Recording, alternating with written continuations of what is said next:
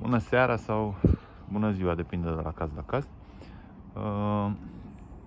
Mâine nu o să lucrez la casă, o să rămână doar un prieten, Vlad, să mai continue cu săpătura. Și mă gândeam dacă tot să încheie săptămâna pentru mine, atunci să fac o mică recapitulare a ce am reușit să facem. Vlad a reușit să continue cu săpătura, adică să înceapă săpătura.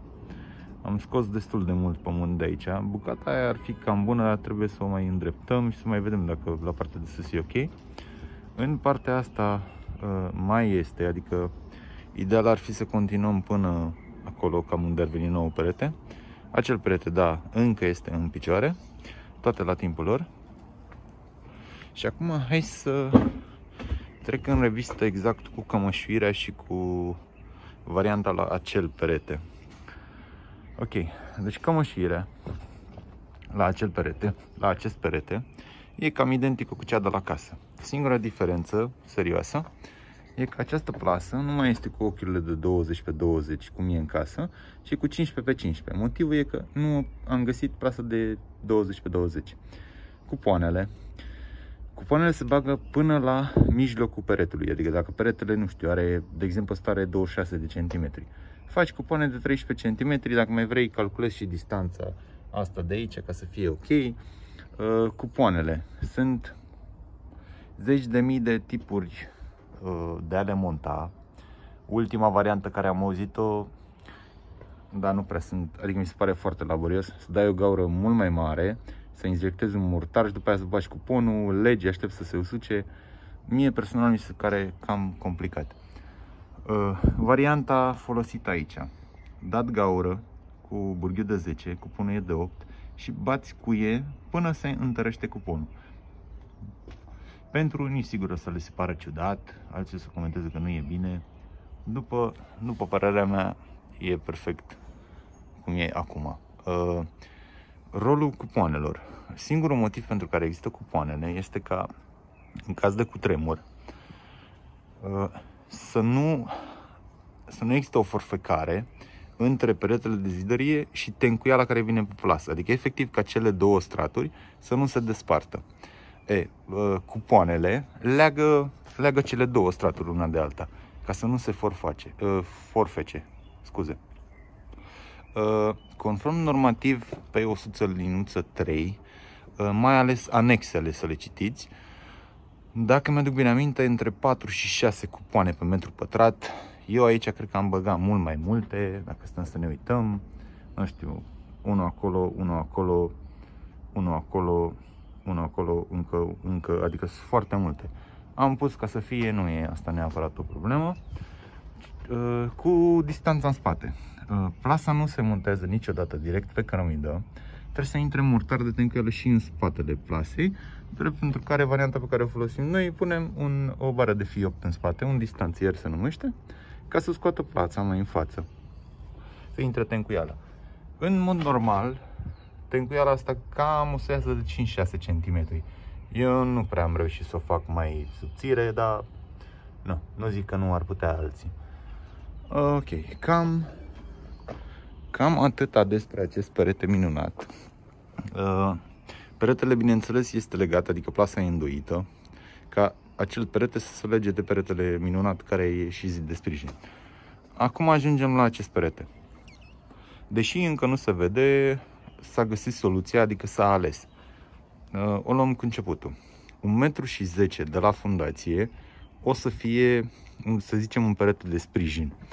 Aici, plasa nu am montat-o la 1 cm, cum a fost dincolo, am montat-o la 5 cm, nu știu cât de bine se vede.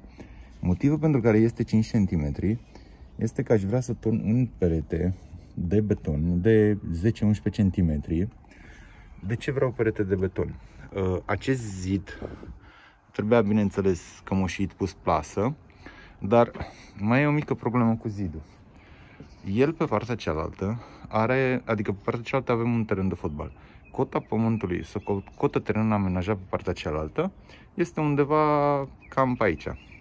Asta înseamnă că există o împingere din pământul de dincolo, o presiune care e exercitată la acest perete.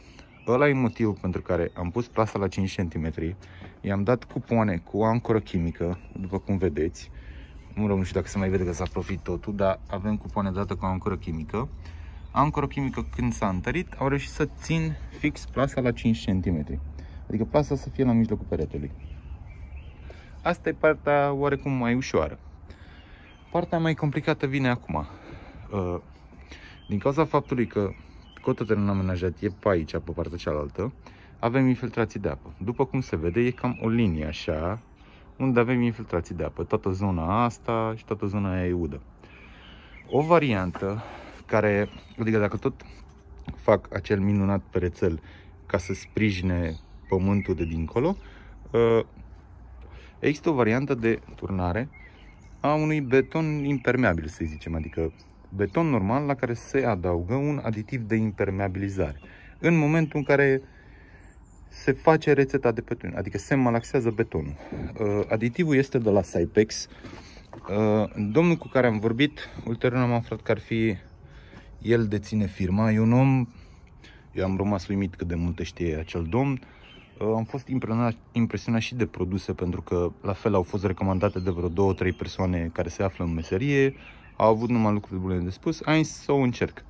Deci, betonul se va turna până la cota aia cu aditiv de impermeabilizare de la Sipex.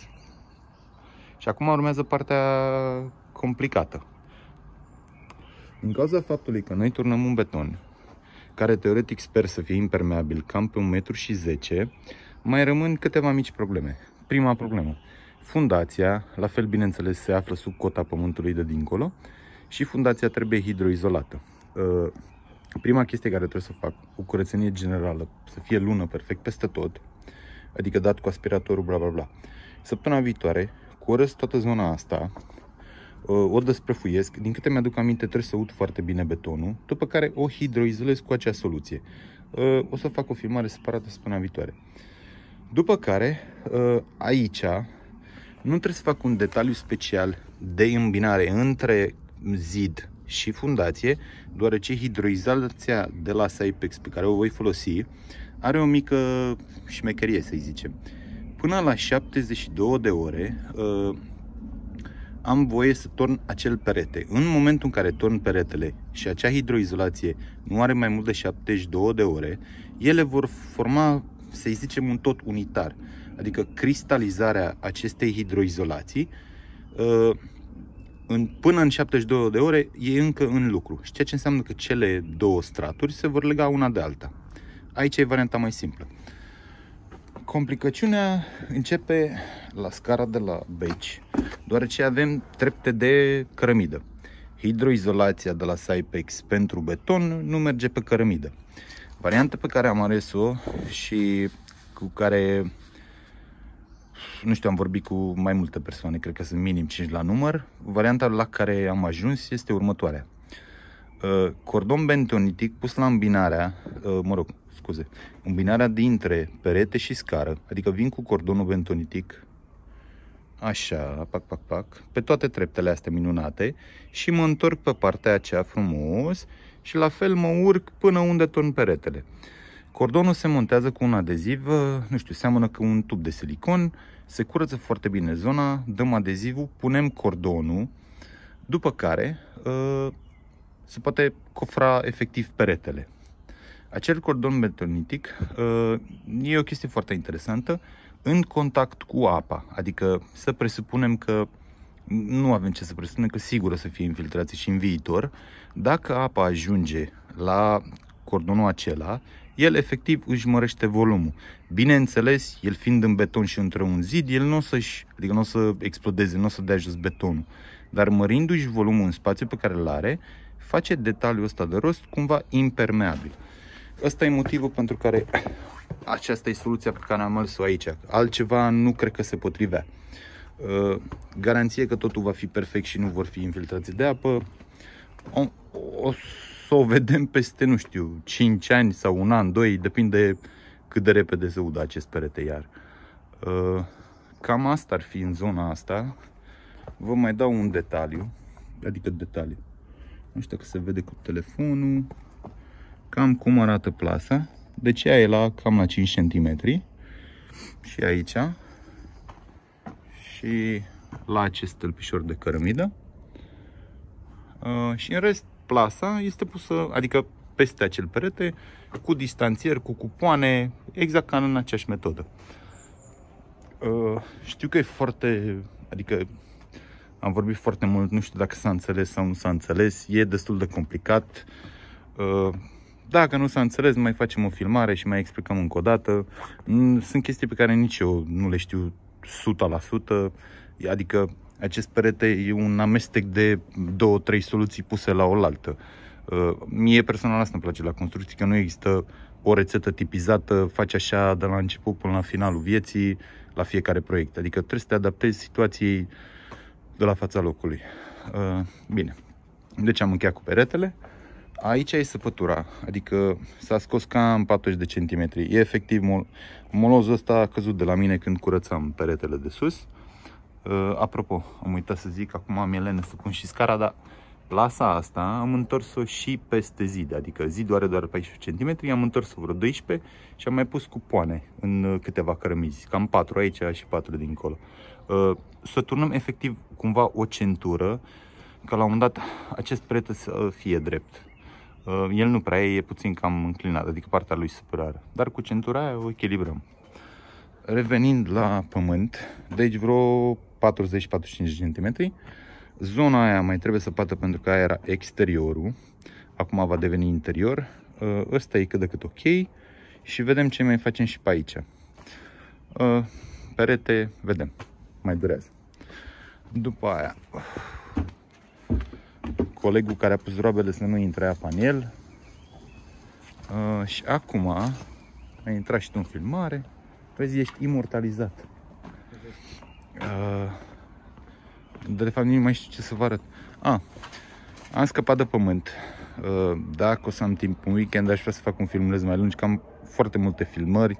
Ar trebui să le editez. Sunt secvențe mișto, interesante, să le pun. În fine, acel morman de pământ a dispărut.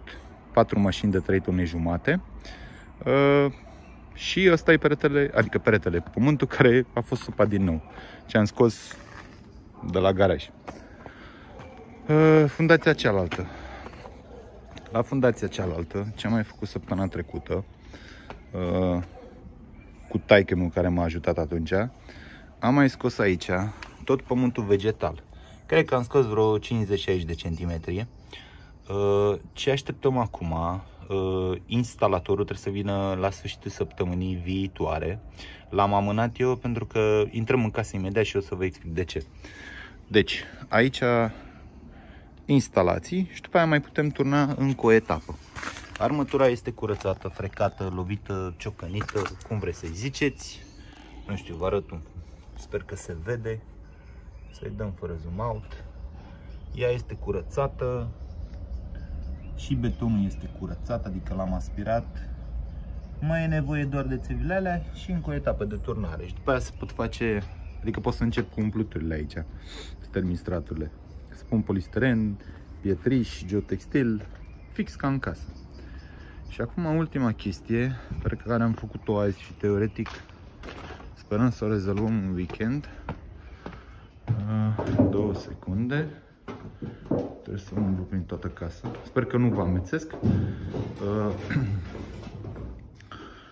În weekend trebuie să-mi vină un tăietor de betoane, să-i zicem. Nu știu. Un om care dă carote. Deoarece aici e bucătăria. Scurgere chiuvetă, scurgere mașină de spălat vase. Eu am inventat o variantă, nu știu, nu e prea folosită, adică eu n-am văzut-o la nimeni, în fine. Peretele acesta e în aer pe 2 grinzi de metal. Grinzele sunt, din păcate sau din fericire, de vreo 37 de ori mai solide decât ar fi trebuit, dar astea erau în curte, astea s-au folosit. Sub aceste grinzi, undeva, nu știu dacă se vede, ba, se cam vede, unde este acea minunată gaură, care e o gaură de sondaj, să văd dacă totul e ok, se va da o carotă de 160. Canalizarea de la baie, Doamne cât de lung e filmul ăsta deja, canalizarea de la baie, să presupunem că undeva aici o să fie WC-ul. WC-ul cu țeava de 110 o să coboare sub această grindă de metal și va veni așa frumos cu o pantă de vreo 2 cm și va intra în carota aia pe care o vom da. După care, tot în aceeași țeavă, adică țeavă de 110 care merge așa, vor intra cele două țevi de 50 de la chiuvetă și de la mașina de spălat vase. Și, deci merge încolo, în dreapta adică. În baie, carota va fi dată, adică carota e în această fundație de care v-am postit adineori și țeava de 110 vine frumos așa. Aici mai dăm încă o carotă din beci de data asta, doar ce în distanța asta nu încape mașina de carotat. Prin varianta asta o să băgăm canalizarea, țeava de canalizare în beci. Motivul pentru care vreau chestia asta e că înainte canalizarea venea așa drept, puf, ieșea afară. Varianta cu băgată prin beci, dacă vreodată o să am probleme, nu știu, se înfundă țeava asta de aici, în beci, în camera cea de acolo, sub ea e beciul. Din beci o să am acces la țeava aia de canalizare, pot să o curăț, nu știu, pot să bag o cameră, să filmez cu ce e astupată, ce s-a întâmplat. Ăsta e motivul pentru care am ales soluția aceasta. În mare cam atât, adică a fost un scurt, să-i zicem, update, cum e la mod acum. Toată lumea vorbește în engleză, mă rog, fiecare cu filmul lui. Vlad e pe treabă. Ce face Vlad? Plasa a venit vertical, după care am întors-o pe orizontală. Plasa aia e destul de ascuțită, pe partea cealaltă sunt copii care se joacă, e un loc de joacă, să-i zicem, și vom pune o scândură, cota pământului fiind de acolo, nu cumva, Doamne ferește, să pună mâna un copil sau ceva de genul, să se zgârie și alte chestii. Vom pune scândura aia și o vom prinde cu sârme. Asta până luni. Vă doresc weekend plăcut, toate bune. Eu o să intru într-o mică vacanță de vreo, să-i zicem mini-vacanță, de 2 zile. Și dacă totul e ok, poate reușesc în weekendul acesta să mai editez ceva. Până atunci, weekend plăcut în continuare. Dacă aveți întrebări, comentarii, aveți secțiune de comentarii. La revedere!